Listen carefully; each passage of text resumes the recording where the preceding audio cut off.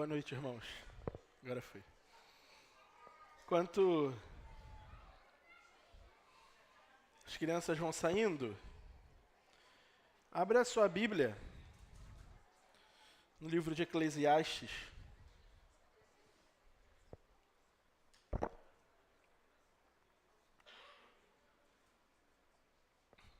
Capítulo 1. Eclesiastes, capítulo 1. Nosso texto de hoje é do verso 12 ao verso 18. Eclesiastes 1, do 12 ao 18. Assim diz a palavra do Senhor.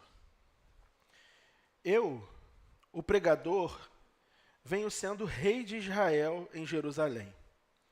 Dediquei-me a investigar e a me informar com sabedoria a respeito de tudo o que se faz debaixo do céu. Que enfadonho trabalho Deus impôs aos filhos dos homens, para com ele os afligir. Vi todas as obras que se fazem debaixo do sol, e eis que tudo é vaidade e correr atrás do vento. Aquilo que é torto não pode ser endireitado, e o que falta não pode ser contado. Assim, procurei conhecer a sabedoria e saber o que é a tolice e a falta de juízo, mas descobri que também isso é correr atrás do vento. Porque na muita sabedoria há muito enfado, e quem aumenta o seu conhecimento aumenta também a sua dor. Vamos orar? Deus eterno, nós te louvamos, Senhor. Nós te agradecemos pela tua palavra. Muito obrigado porque o Senhor poderia ter nos deixado num completo escuro e abandono, mas o Senhor não fez isso. O Senhor trouxe luz às nossas mentes, aos nossos corações, e nos revelou a tua palavra. Louvado seja o teu nome. Que nós possamos, nessa noite, ao meditarmos nesse texto, reconhecer que somente a tua sabedoria é valiosa. E que só há um lugar onde nós podemos verdadeiramente conhecer. Esse lugar é o Senhor. Nos ajude, nos governe, nos instrua nessa noite pelo teu Espírito, em nome de Jesus. Amém. Iniciamos na semana passada o estudo do livro de Eclesiastes. E nós já tínhamos estudado esse livro no discipulado com a juventude. Pastor Ítalo, semana passada, iniciou esse livro. E eu vou só relembrar algumas coisas para quem não estava aqui conseguir se adequar, se adaptar e apertar os cintos, como o pastor Ítalo brincou na semana passada. Ou aperta os cintos porque está muito bom, ou aperta os cintos para não sair correndo no meio da pregação. O livro de Eclesiastes, ele vai nos conduzir por um caminho que é profundo e nos faz refletir a respeito do significado da nossa vida, do sentido da nossa vida.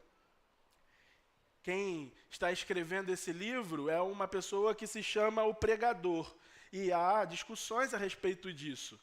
Eu concordo com o pastor Ítalo e, na minha opinião, é Salomão que escreve o livro de Eclesiastes.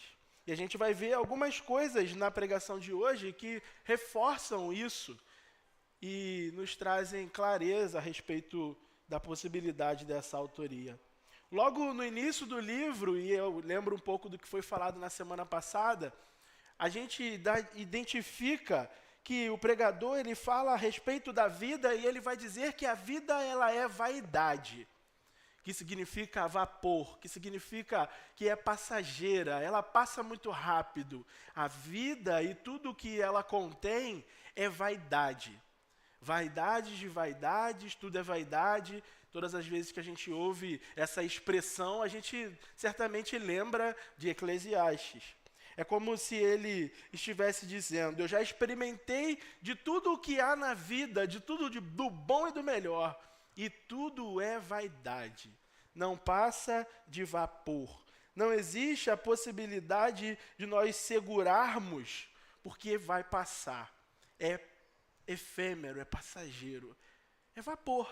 Vocês já viram vapor de ferro de passar roupa? É isso que o texto está dizendo. A vida debaixo do sol, ela é assim. Ela passa muito rápido. Ela é como vapor. É como correr atrás do vento. É uma outra expressão que nós vamos ouvir muito em Eclesiastes. Em seguida, ele observa a rotina do mundo. Ele fala sobre o nascer, sobre o pôr do sol, sobre os ventos que vêm, sobre os ventos que vão, e conclui a mesma coisa. Tudo é vaidade. É nesse cenário que nós chegamos no verso 12 ao verso 18, fechando o capítulo 1 de Eclesiastes. Ele vai dizer para a gente, nesse trecho, que ele decidiu, então, mergulhar no conhecimento, na sabedoria. Quem sabe lá ele consegue firmar os seus pés, encontrar alguma coisa robusta, onde ele possa manter-se firme. Ele, então, mergulha no conhecimento e na sabedoria, e vocês sabem o que ele encontra? Frustração, cansaço e um fardo difícil de suportar. Ele descobre que mesmo a sabedoria, se buscada abaixo do sol, é vaidade. É correr atrás do vento. Não traz alívio para o nosso coração. Pelo contrário, quanto mais se sabe, é o que ele conclui no texto, mais se sofre. Quanto mais se sabe, mais se sofre. O nosso raciocínio humano, ele não resolve o dilema das nossas almas. Conhecer, e eu digo conhecimento de modo geral, independente do assunto, não te salva, não te sustenta. É muito bom, é importante, mas não firma os seus pés naquilo que é eterno. O pregador, ele conclui isso, e ele vai nos dizer, durante esse trecho que nós estaremos lendo, já lemos, na verdade, do verso 12 ao verso 18, que mesmo na sabedoria, mesmo no conhecimento, mesmo buscando nas fontes de conhecimento e de sabedoria, tudo é vaidade. É como correr atrás do vento. Esse texto de hoje, ele é um convite à humildade, à reverência e à dependência do Senhor. Pois a gente vai observar junto que a sabedoria começa quando reconhecemos o limite da nossa sabedoria e nos voltamos para o Senhor. Dito isso, existem basicamente 3 coisas que o texto vai mostrar para a gente. E a primeira delas é: saber por saber não adianta nada. Do verso 12 e 13, leamos novamente. Eu, o pregador, venho sendo rei em Jerusalém. Dediquei-me a investigar e a me informar com sabedoria a respeito de tudo o que se faz debaixo do céu. Que enfadonho trabalho Deus impôs aos filhos dos homens para com eles os afligir. O texto, ele inicia mostrando para a gente um pouco da característica desse pregador. O texto diz que ele é rei em Jerusalém. E há quem diga que o pregador, na verdade, não é bem um rei, mas ele está se passando por um rei. Eu confesso que essa interpretação não me convenceu muito, porque quando a gente lê o restante do livro, a gente vai perceber que realmente o pregador é alguém que tem conhecimento e características do próprio Salomão. Então, nós vamos tomar isso como verdade. O pregador de Eclesiastes para nós aqui é Salomão. E eu vou continuar falando Salomão, ao invés, às vezes eu vou falar pregador, mas às vezes vocês já sabem de quem eu estou falando. Eu estou falando do Salomão. Salomão, filho de Davi. Por ser rei em Jerusalém, certamente ele tinha conhecimento em muitos locais e tinha acesso a muitas informações. Muitas coisas chegavam ao rei. O rei tem poder, o rei pode pedir coisas e as coisas chegam até ele. Ele tem privilégios, porque ele é rei. Eu queria ler com vocês, para nós iniciarmos o nosso primeiro ponto, um texto que está lá no primeiro livro dos Reis, capítulo 3.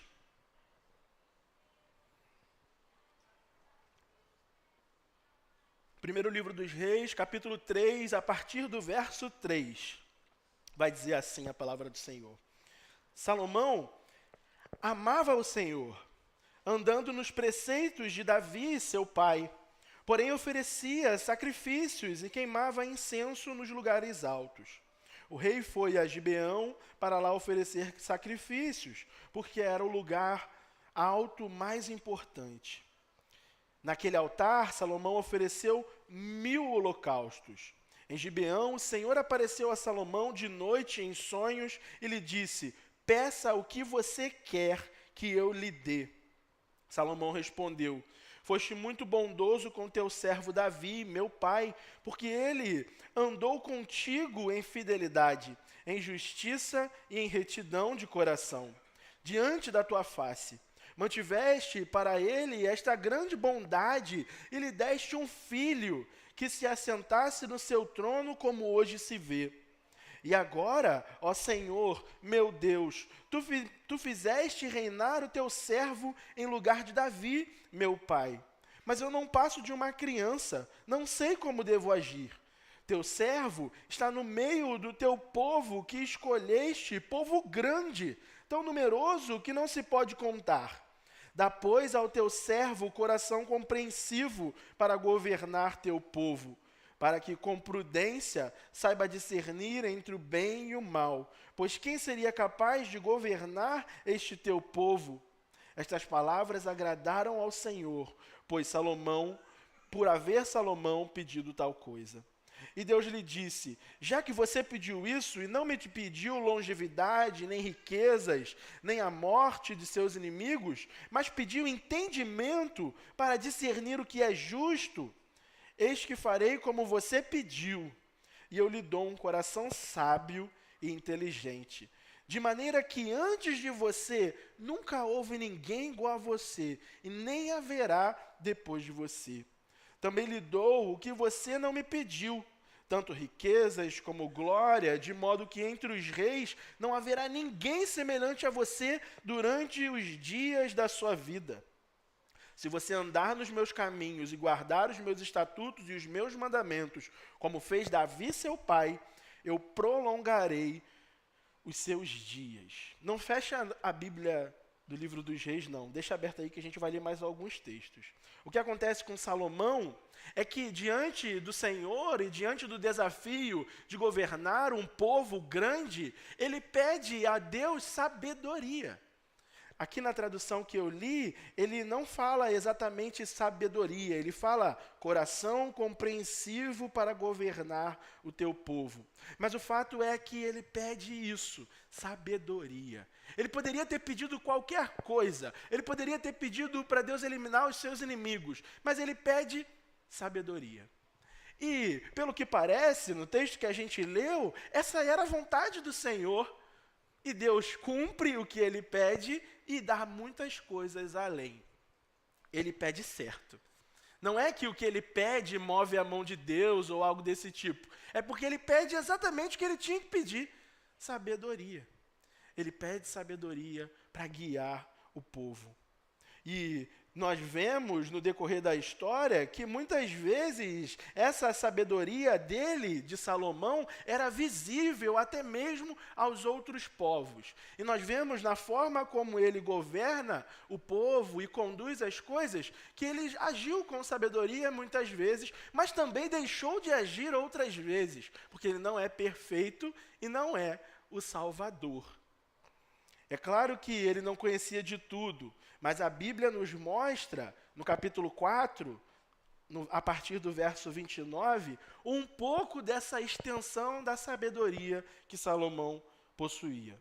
Deus deu a Salomão sabedoria e entendimento, capítulo 4, verso 29, fora do comum, e uma inteligência tão vasta como a areia que está na praia do mar. A sabedoria de Salomão era maior do que a de todos os homens do Oriente e do que toda a sabedoria dos egípcios. Ele era mais sábio do que todos os homens, mais sábio do que Etã, Israelita, do que Emã, do que Calcol e Darda, filhos de Maol. E sua fama se espalhou por todas as nações ao redor. Compôs 3.000 provérbios, e os seus cânticos foram 1.005. Falou sobre todas as plantas, desde o cedro que está no Líbano até o isopo que brota dos muros. Também falou sobre animais e aves e os animais que rastejam e os peixes. De todos os povos vinha gente para ouvir a sabedoria de Salomão. E também os mensageiros de todos os reis da terra que tinham ouvido falar da sua sabedoria. Por que eu estou falando mais profundamente a respeito de Salomão? Porque em Eclesiastes é basicamente comum e em concordância com os outros teólogos que interpretam esse livro, é o fim da vida de Salomão. E quando a gente olha para o decorrer da sua caminhada, nós vamos ver que ele era realmente alguém diferente. Ele era realmente alguém que sabia muito. Eu gosto de conhecer as coisas. Eu gosto de saber, e na IBD eu até falei sobre isso, falei que eu gosto de saber coisas aleatórias, coisas como, por exemplo, como montar uma cadeira, ou então, o que acontece se eu deixar o hambúrguer do McDonald's 10 dias parado em cima da mesa sem acontecer nada. Eu gosto de saber um pouco de tudo, porque é bom que a gente vai conseguindo conectar com as pessoas e descobrir algumas coisas interessantes sobre a vida, sobre as coisas que Deus fez e como as coisas vão se desenvolvendo nos nossos dias. Eu gosto de conhecer. Conhecimento é bom. E é mesmo, é muito bom. Salomão, eu gostaria de conversar com Salomão, ia fazer várias perguntas para ele, várias mesmo. Ia perguntar para ele como que ele conseguiu, por exemplo, compor 3.000 provérbios. E compôs 1.005 cânticos. Um desses cânticos nós temos na Bíblia, Cantares. É um cântico que Salomão compôs. Um cântico. Mas onde estão os 1.004? Percorreram a história. Nós não temos acesso mais, mas o fato é que ele compôs 1.005. Não foi nem 1.000, para a gente arredondar. Foram 1.005. Ele realmente era um homem diferenciado. A sua sabedoria era tão grande que chega aos povos vizinhos e chega a alcançar aos ouvidos de uma rainha de um local chamado Sabá. E ela vai até Salomão, vai até Jerusalém para ver se realmente era tudo aquilo ali que as pessoas estavam falando. E ao observar a forma com que ele conduzia as coisas e tratava os seus servos, ela glorifica o Deus de Salomão. 1 Reis 10, 6 ao 9. E disse ao rei: é verdade que o que eu ouvi na minha terra a respeito de você e a respeito da sua sabedoria. Eu, porém, não acreditava naquelas palavras, até que vim e vi com os meus próprios olhos. Eis que não me contaram, nem a metade. Você supera em sabedoria e prosperidade a fama que ouvi. Felizes os homens à sua volta, felizes estes teus servos, que estão sempre diante de você e que ouvem a sua sabedoria. Bendito seja o Senhor, seu Deus, que se agradou de você e o colocou no trono de Israel. O Senhor ama Israel para sempre, e por isso ele o constituiu rei, para que você execute juízo e a justiça. A fama de Salomão era grande, ela se espalhou, alcançou os povos, ele era um excelente cientista. O texto diz para a gente, por exemplo, que ele fez um catálogo com todas as plantas, os animais e etc. Ele era um grande, nos nossos dias, seria chamado de um grande biólogo. Salomão, rei em Jerusalém. Nenhum de nós, por mais inteligente que seja, chegará nem perto de Salomão. E olha que a gente tem gente inteligente aqui na igreja, hein? Mas não vai chegar nem perto do que foi Salomão. E o que isso importa? Por que eu iniciei falando sobre isso? O que isso tem a ver com Eclesiastes? O que a gente precisa pensar diante de todas essas informações é que o conhecimento é bom, é muito importante, mas saber por saber não adianta de nada. Não vale nada. É vaidades de vaidade, é como correr atrás do vento. E quem fala isso pra gente não é o Arthur, é o grande Salomão, é o rei Salomão. Ele vai dizer que enfadonho trabalho Deus impôs aos filhos dos homens para com ele os afligir. Salomão concluiu que esse trabalho de conhecimento imposto por Deus aos homens serve para os afligir, porque jamais conheceremos o suficiente. Por mais que nós nos dediquemos, por mais que a gente busque conhecer, por mais que hoje a gente use as tecnologias imensas que existem, nós não conheceremos o suficiente. Nós nunca conheceremos tudo que há para conhecer. O conhecimento que tanto amamos é parte dos atributos que Deus comunica aos homens. Deus é um Deus de conhecimento. Deus é o Deus onisciente. Deus conhece absolutamente todas as coisas. Todas as coisas. E Ele comunica isso aos homens. Ele nos dá a capacidade de conhecer. Diferente, por exemplo, dos animais. Os animais não conhecem como o homem conhece. Os animais não têm a capacidade cognitiva que os homens têm. As plantas, as estrelas, os insetos, eles não raciocinam como o homem raciocina. Deus compartilha desse atributo comunicável do conhecimento com cada um de nós, para que a gente use para a sua glória. Mas conhecer por conhecer, saber por saber, não vale nada. Parece contraditório, não parece? É muito bom, é importante, nós precisamos, mas nós não vamos estar exaustos a ponto de falar assim, já conheço todas as coisas, não preciso conhecer mais nada. Sempre haverá mais um pouco para conhecer. Basta você se debruçar sobre qualquer assunto. Pensa em alguma coisa que você gosta e começa a estudar sobre. Você vai ver que tem muito mais do que você conhece e sempre haverá muito mais, porque há um limite em nossa sabedoria. Há um limite na nossa capacidade de conhecer. Há alguém maior do que nós. E além disso, nós fomos afetados pela queda, pelo pecado, que nos fez olhar a vida de forma errada e agora nós idolatramos aquilo que é bom e tornamos disso Deus. E queremos fazer, por exemplo, do conhecimento um Deus, do trabalho um Deus, do relacionamento um Deus. Salomão vai nos dizer, isso é vaidade, é vapor, não vale a pena, é como correr atrás do vento. Há alguém maior, há alguém melhor, há alguém mais bonito e muito mais poderoso do que nós. Esse sim é o detentor de todo conhecimento. De certa forma, isso nos humilha, isso nos aflige e nos mostra que nós não vamos saber de tudo.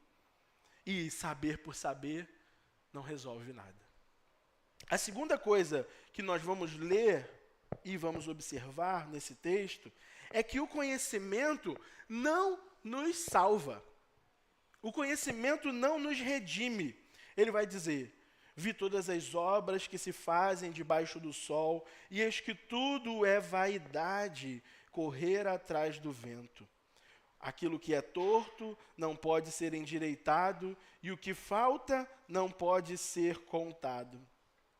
Salomão conclui que de tudo que se fazia debaixo do sol, isso é vapor, vaidade, vazio. É como correr atrás do vento. Nós conseguimos correr atrás do vento? Nós não conseguimos. A gente consegue até acessar um site, e daí uma das coisas aleatórias que eu descobri. Você consegue acessar um site de uma galera que surfa, eu não surfo não, mas eu descobri isso na internet. Você consegue ver a previsão para onde vai o vento, e a partir dali você sabe mais ou menos se o mar está bom, se o mar não está bom, e aí você consegue saber qual é a melhor praia para você pegar uma onda, viu, Renan? Quando tu quiser surfar, acessa o site lá, joga no Google e aparece lá as informações a respeito do mar.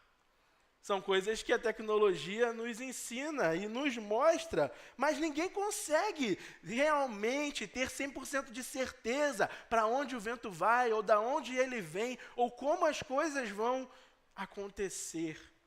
As tragédias estão aí. Outra coisa, outro conhecimento aleatório, se você já foi aqui em direção ao Mato Alto, você vê que tem no morro uma bola bem grande assim, branca, não sei se vocês já observaram. Você sabe para que serve aquilo ali? É um material da meteorologia para prever grandes tempestades. Eu descobri isso esses dias também, achei bacana, falei, caramba, nunca imaginei que fosse aquilo. Pensei que era como é o nome daquilo? Que faz você olhar as estrelas, esqueci o nome agora. Telescópio, pensei que era qualquer coisa desse tipo, mas não. É uma máquina muito poderosa que prevê tempestades. É usado para isso. Então aí, ó, um conhecimento aleatório que traz para a gente aqui. Conhecer é bom, irmãos. Conhecer é muito bom. Mas não nos salva.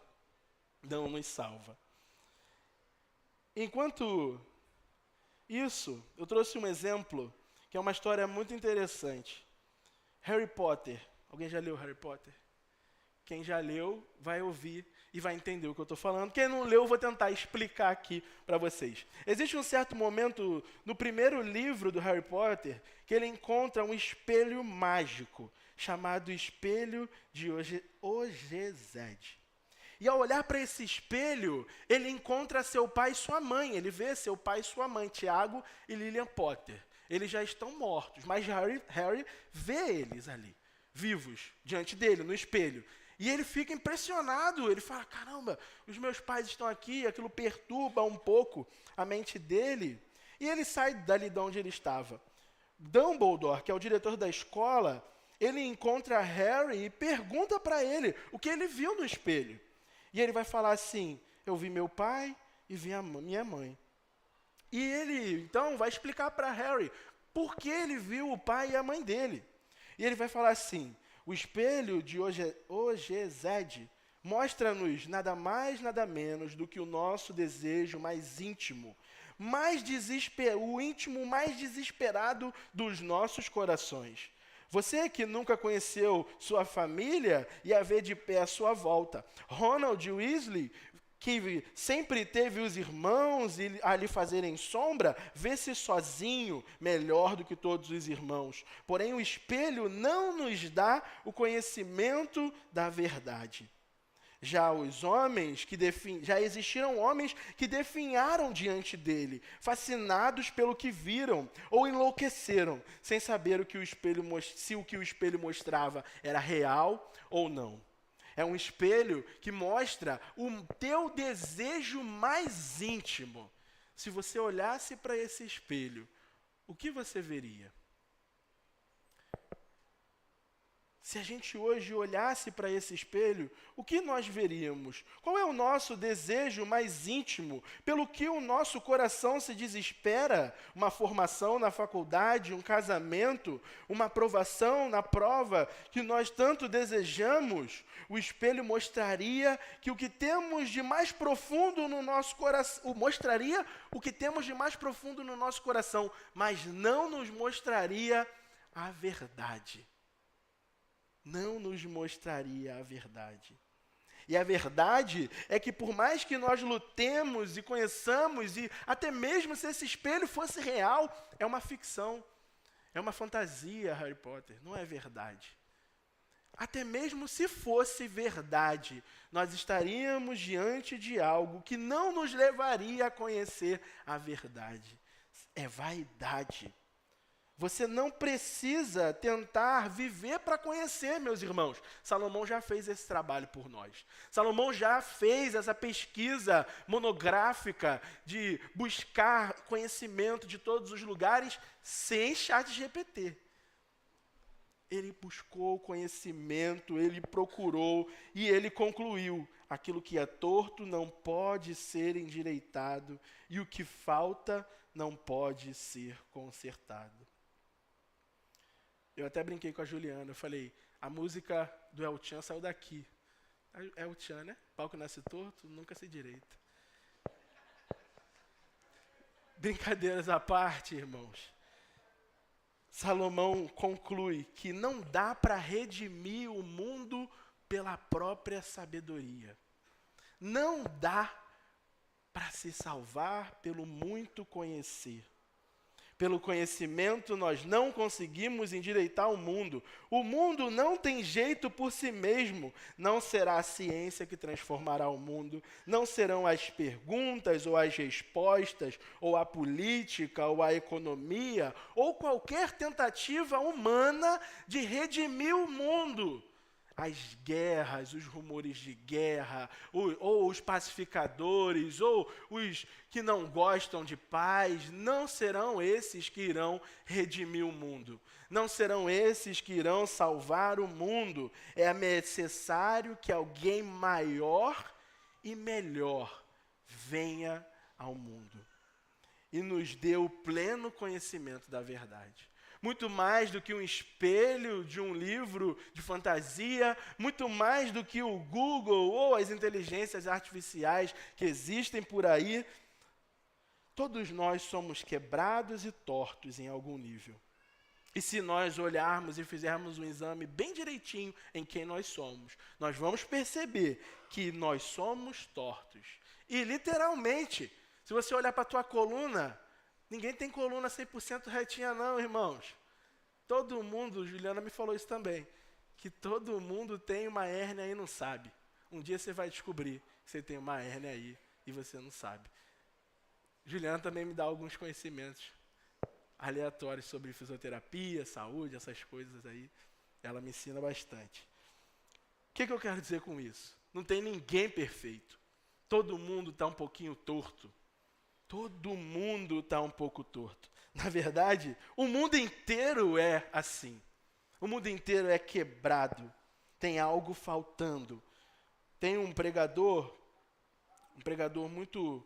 muito bom, chamado Emílio Garófalo. Tem um livro que ele escreveu sobre Eclesiastes e muitas coisas que a gente fala aqui, podem ter certeza que vem desse livro. Chama Filtro Solar.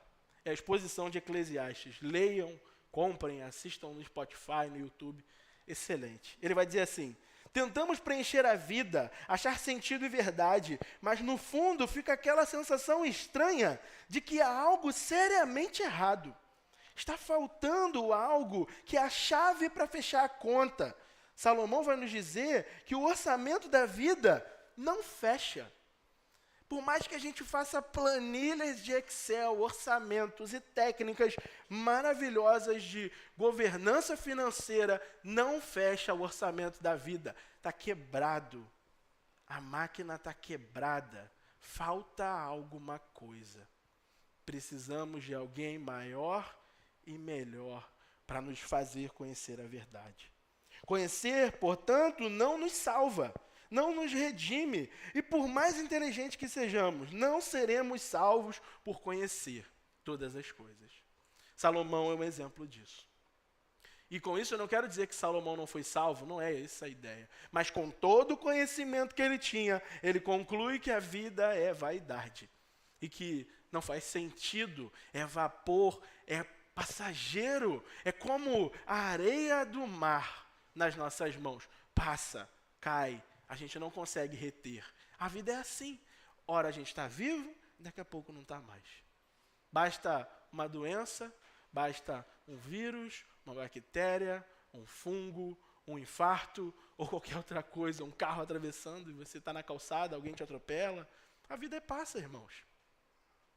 A vida é assim. A vida é passageira. Conhecimento não nos redime.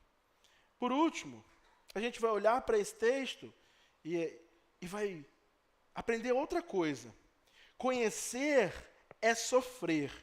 Quanto mais conhecimento, mais sofrimento. Aí é a hora que a gente quer ir embora. Você fala, caramba, não é possível. Conhecer não adianta, conhecer não me salva, conhecer me faz sofrer. É verdade. Versículo 17. Assim, procurei conhecer a sabedoria e saber o que é a tolice e a falta de juízo, mas descobri que também isto é correr atrás do vento. Porque na muita sabedoria há muito enfado. E quem aumenta o seu conhecimento, aumenta também a sua dor. Você quer conhecer muito? Saiba que você vai sofrer mais. Tem um ditado, uma expressão, nem sei se é um ditado ou uma expressão, sei que eu vi algumas vezes, que a ignorância às vezes é uma bênção. Às vezes é melhor a gente não conhecer as coisas, porque quanto mais a gente conhece, mais nós sofremos, mais nos decepcionamos, criamos ídolos para nós e ao conhecermos, nos frustramos, porque aquilo que está torto não se pode endireitar, tem algo faltando no mundo em que nós vivemos. Para Salomão isso é verdade. Ele conheceu todas as coisas debaixo do sol e aprofundou-se em conhecer o que é a tolice, a falta de juízo, a sabedoria. Salomão conhecia muito, muito mesmo, e isso lhe trazia muito sofrimento. Olhem para as crianças. É interessante isso, porque a conta bancária pode estar cheia ou vazia. Você pode ter muitos boletos para pagar ou não. As crianças, estão nem aí para isso, elas querem correr na igreja aqui, ficar correndo, batendo a boca, igual meu filho aqui no degrau, cortando a cabeça, dando preocupação para a gente, porque elas não estão preocupadas, elas não conhecem as coisas como nós conhecemos. E elas vivem a vida na dependência dos seus pais, a verdade é essa. Elas confiam que nós vamos cuidar delas. A economia pode estar como estiver, o mundo pode estar virado de ponta cabeça. Para as crianças, ok. Para elas não faz a menor diferença, porque elas não conhecem como nós conhecemos. E quando nós vamos crescendo, nós que somos adultos, vamos conhecendo as coisas e vamos sofrendo cada vez mais. Nós nos tornamos adolescentes e jovens, adultos, idosos, e vamos percebendo que, assim como Salomão reflete em Eclesiastes, a vida é vaidades de vaidade. Tudo é vaidade. O trabalho que nós tanto sonhávamos, quando nós conquistamos, na verdade não é bem assim. A empresa, o concurso que eu tanto queria, e eu passei, e quando eu comecei a trabalhar, eu percebi que na verdade não é tão bom assim. O carro que eu queria comprar, a roupa que eu queria vestir, a comida que eu queria fazer, não é tudo isso que eu esperava. É vaidade de vaidade. Crescer vai fazer isso com a gente. Nos leva a lugares difíceis, nos faz ter conversas difíceis, lidar com pessoas difíceis, e no final a gente percebe que quem é difícil é a gente. Porque tem um monte de gente difícil e talvez a gente seja mais difícil do que todo mundo que está à nossa volta. Como a gente pode lidar com isso? Conhecer é sofrer. E vocês lembram, por exemplo, qual foi o último momento da vida de vocês onde vocês não tiveram preocupação nenhuma? Onde a preocupação de vocês era o horário para chegar em casa, porque vocês estavam brincando de pipa, jogando bola, ou na casa de um amigo, fazendo alguma coisa com os seus amigos da rua. Você lembra desse momento?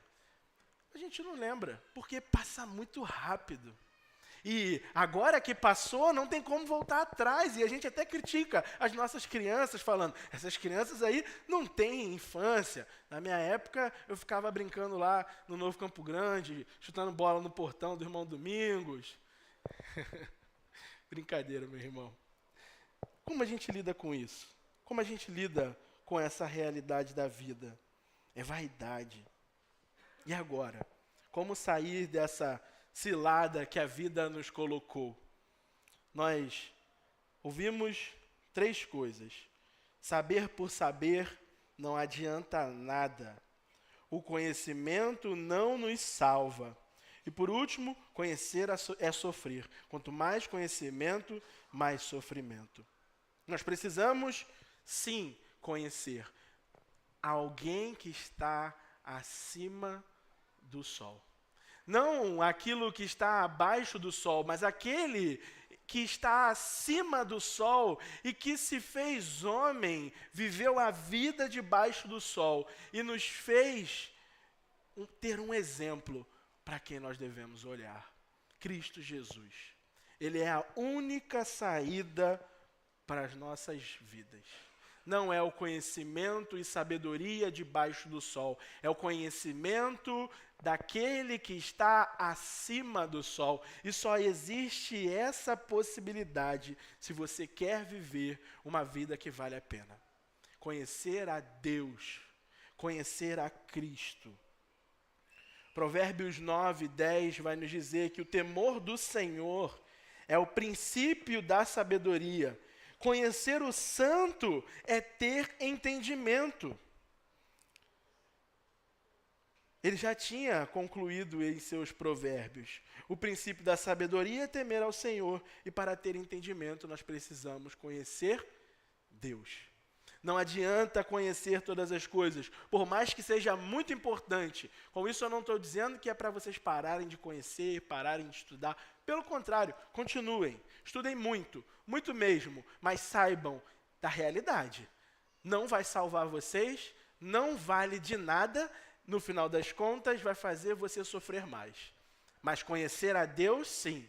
Conhecer a Deus te transforma.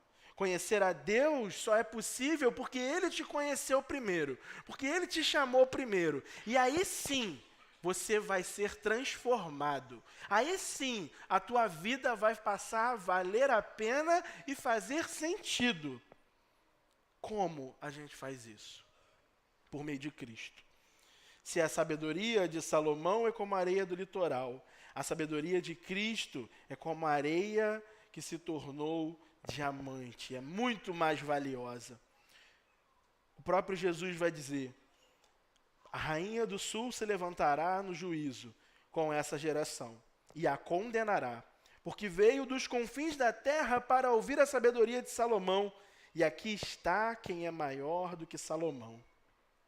Está lá em Mateus, capítulo 12, verso 42. E agora, para finalizar, eu vou ler 1, 2, 3 textos com os irmãos. 1 Coríntios 1, 18.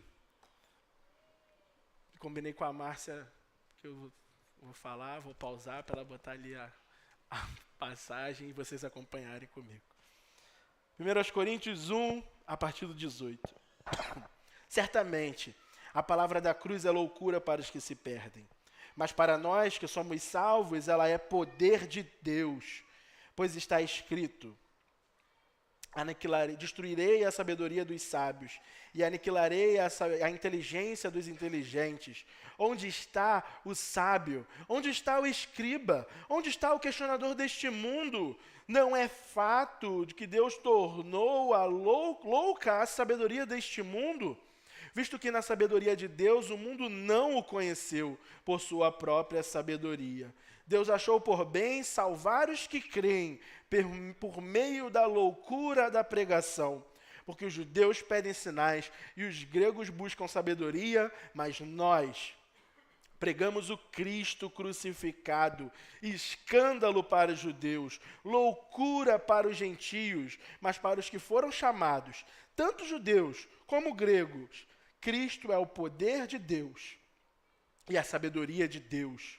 Porque a loucura de Deus é mais sábia do que a sabedoria humana e a fraqueza de Deus é mais forte do que a força humana. Cristo Jesus. Pregação sobre Cristo Jesus é o que vai nos fazer permanecer e viver uma vida para a glória do Senhor. Conhecer a Cristo por meio da loucura da pregação. Enquanto os gregos querem sabedoria e os judeus querem sinais, nós pregamos Cristo, nós conhecemos a Cristo e este crucificado. Colossenses 1, do 13 ao 20. Ele nos libertou do poder das trevas e nos transportou para o reino do Filho do seu amado, em quem temos a redenção e a remissão dos pecados. Ele é a imagem do Deus invisível, o primogênito de toda a criação, pois nele foram criadas todas as coisas, nos céus e sobre a terra, as visíveis e as invisíveis, sejam tronos, sejam soberanias, quer principados, quer potestades. Tudo foi criado por meio dele e para ele. Ele é antes de todas as coisas. Nele tudo subsiste. Em Cristo Jesus, o nosso Salvador. 1 Coríntios, capítulo 13, do verso 8 ao verso 13. O amor jamais acaba. Havendo profecias, desaparecerão. Havendo línguas, cessarão. Havendo ciência, passará. Pois o nosso conhecimento é incompleto e a nossa profecia incompleta. Mas quando vier o que é completo, então o que é incompleto será aniquilado. Quando eu era menino, falava como menino, sentia como menino, pensava como menino. Quando cheguei a ser homem, desisti das coisas próprias de menino, porque agora vemos como num espelho, de forma obscura. Depois veremos face a face. Agora meu conhecimento é incompleto. Depois conhecerei como também sou conhecido. Agora, pois, permanecem a fé, a esperança e o amor. Estes três, porém o maior deles é o amor. Conhecer a Deus, que agora nós conhecemos por meio de um espelho, como um metal polido, que não nos deixa ver perfeitamente quem nós somos. Nós não conseguimos nos conhecer, irmãos. Nós não conseguimos saber realmente como nós somos. Para nos conhecermos, precisamos que uma outra pessoa nos fale a respeito de nós mesmos. Ou olharmos num espelho, mas mesmo assim é um reflexo da sua imagem. Ninguém consegue se conhecer plenamente, exceto Deus. Sabedoria de Deus, poder de Deus. Ele nos conhece mais do que nós mesmos. Ele nos criou, nos deu um propósito, nos deu sentido para viver a vida. E não é o saber por saber, não é o conhecer para ser salvo, o conhecimento que está abaixo do sol. Não é, porque quanto mais nós conhecemos, mais nós sofremos. O que a gente tem que fazer então? Nós precisamos conhecer a Deus. E só há uma forma de conhecer a Deus conhecendo Cristo, por meio da Bíblia. Não há outro caminho. Ele é o caminho, a verdade e a vida. E ninguém vai ao Pai senão por Ele. Por isso, se você é uma pessoa que, assim como eu, gosta de conhecer, conheça Deus. Se aventure lendo a Bíblia, conhecendo a Bíblia, clamando a esse Deus que revele para você quem Ele é. E você vai ter, então, uma fonte inesgotável de conhecimento, de sabedoria, de satisfação para viver a vida para a glória de Deus. Agostinho de Hipona, ele faz uma oração no seu livro chamado Confissões, e eu vou encerrar essa pregação lendo um trecho dessa parte do livro Confissões. Ele vai dizer assim: que eu te conheça, ó conhecedor meu, que eu também te conheça como sou conhecido. Tu, ó força minha, da minha alma, entra dentro dela, ajusta a ti, para teres e possuíres sem mancha nem ruga. Esta é a minha esperança, e por isso falo. Nessa esperança, alegro-me como quando sensatamente me alegro. Eis que amas a verdade, pois quem ama a faz, chega-se à luz. Quero fazê-la no meu coração, diante de ti, em confissão, com minha pena, diante de muitas testemunhas. Que eu te conheça, ó conhecedor meu, que eu te conheça como sou conhecido.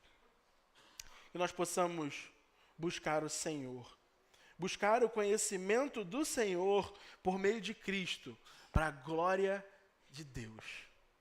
E somente assim haverá brilho na vida debaixo do sol. Somente assim nós vamos conseguir viver a vida para a glória de Deus, quando nós nos relacionarmos com o Deus que está acima do sol.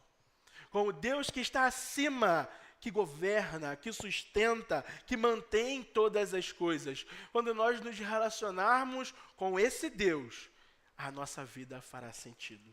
Nós fomos criados para conhecer, nós fomos criados para adorar. E nós necessitamos do Deus Todo-Poderoso. Vamos orar? Senhor, muito obrigado pela Tua palavra. Que o Senhor nos faça, ó Deus, diante de tudo que foi lido aqui, que o Senhor nos faça mais parecido com Jesus. Que o Senhor nos encha do conhecimento do Senhor mesmo. A terra está cheia da Tua glória e nós desejamos conhecer mais de Ti, Senhor. Mais de Ti, Senhor. Encha-nos do Teu conhecimento. Nos guie pelas veredas, Senhor, do conhecimento de Cristo. Para que possamos, então, observar a vida e reconhecer que saber por saber não adianta nada. Que conhecer, Senhor, não vai nos salvar. E que quanto mais a gente conhece, mais a gente sofre. Mas quando nós conhecemos o Senhor, quando nós Te conhecemos, a nossa vida faz sentido. Nós encontramos propósito, caminho, objetivo e salvação. Oramos em nome de Jesus, o nosso Salvador. Amém. Amém, irmãos. Vamos colocar em pé para